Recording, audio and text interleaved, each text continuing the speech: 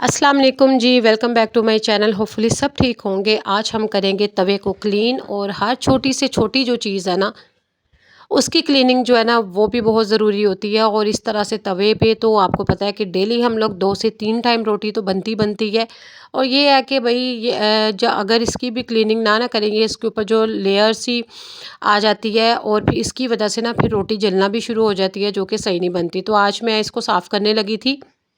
कोई 2 महीने बाद साफ़ कर लेती हूँ, और इस दफ़ा इसकी भी काफ़ी हालत ख़राब थी, तो मैंने सोचा कि चलो आप लोगों के साथ ना ये वीडियो भी शेयर कर दूँ।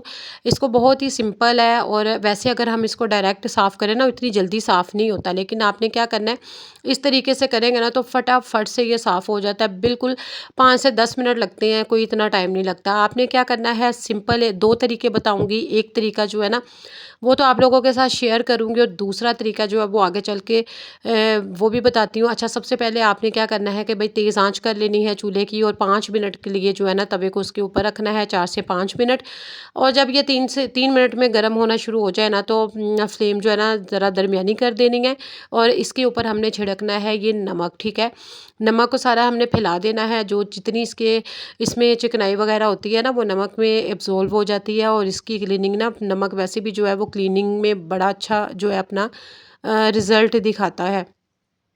तो हमने इस तरह से नमक को फैला लिया, और अभी चूल्हा हमारा ऑन है। तो ये है कि इस तरह से ना हम हल्का हल्का सा इसको साथ रब करते जाएंगे, और ये नमक के साथ जब बिल्कुल गर्म हो जाएगा ना, तो उसके बाद हमने इस तरह का कोई भी चम्मच लेना आपने, और इसके साथ हल्का हल्का बिल्कुल आप रब करते जाएंगे, तो जो इसकी नीचे वाली लेयर है ना, ये गर्म होने की वजह से ना बहुत जल्दी जो है ना अपनी जगह छोड़ देती है, और ये फटाफट से आपसे जो है गरम तवा जल्दी से साफ़ हो जाएगा।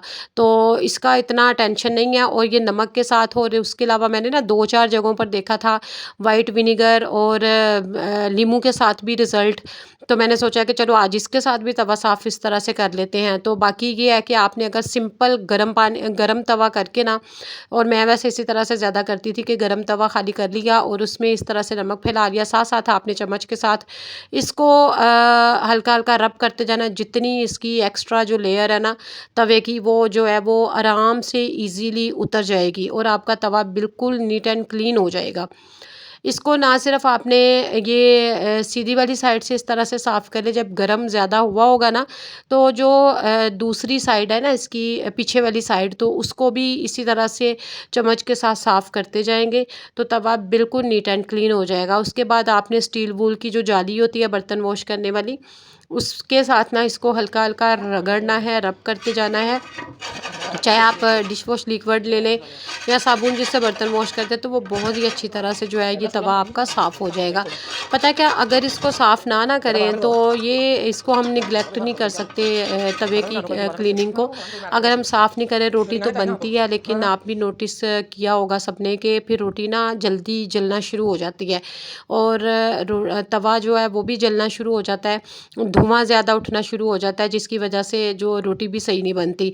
तो इसको अगर महीने 2 में इस तरह से साफ़ कर लेना, तो वो फिर तवा आपका सही रहता है, लॉन्ग टाइम तक भी चलता है, और रोटी भी सही बनती है, तवा भी फिर धुआं जो है वो कम छोड़ेगा।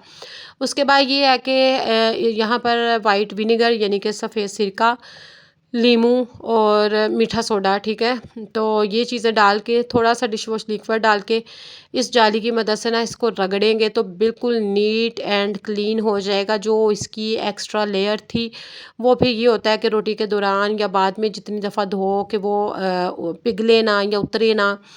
तो इस तरह से एक ही दफ़ा में ना इसको इस तरह से रगड़ते जाएंगे, और तवा हमारा बिल्कुल नीट एंड क्लीन हो जाएगा। तो ये छोटी सी टिप थी, इसको ज़रूर आपने ट्राई करना है। और ये है कि महीने 2 में ना इसकी जो है इस तरह की क्लीनिंग जो है, वैसे तो हम लोग वॉश डेली होता है, ज़ाहिर है, जैसे बर्तन वॉश होते हैं ये भी यूज़ हो रहा होता है, तो ये भी इसको हम वॉश करते हैं, ठीक है। लेकिन ये है कि इस तरह से इसकी भी डीप क्लीनिंग, हर चीज़ जो है वो डीप क्लीनिंग मांगती है, और जब इसकी डीप क्लीनिंग करनी है तो आपने इसी तरह से करनी है, तो आपका तवा जो है बिल्कुल साफ़ सुथरा हो जाएगा, ठीक है। ये लोहे का जो तवा होता है ना आयरन वाला, उसके साथ आपने ये हैक अप्लाई करना है, तो आपका तवा बिल्कुल नीट एंड क्लीन रहेगा, काफ़ी देर भी चलेगा, और तवा जो है वो धुआं जो है वो नहीं छोड़ेगा। तो ख़ैर इसको बिल्कुल ये साफ़ सुथरा हो गया है। उसके बाद ये है कि हल्का सा ऑयल के साथ इसको ग्रीस कर लेंगे और बाकी रोटी बनाएंगे। आपकी रोटी बिल्कुल जल्दी बनेगी, फटाफट बनेगी, साफ़ सुथरी बनेगी, सही बनेगी। बाकी ये है कि अपने किचन को इसी तरह से साथ साथ जैसे बर्तन वॉश किए हैं उनको साथ साथ अपना टॉप काउंटर एरिया उसको साफ़ कर लेंगे, चीज़ें समेट लेंगे।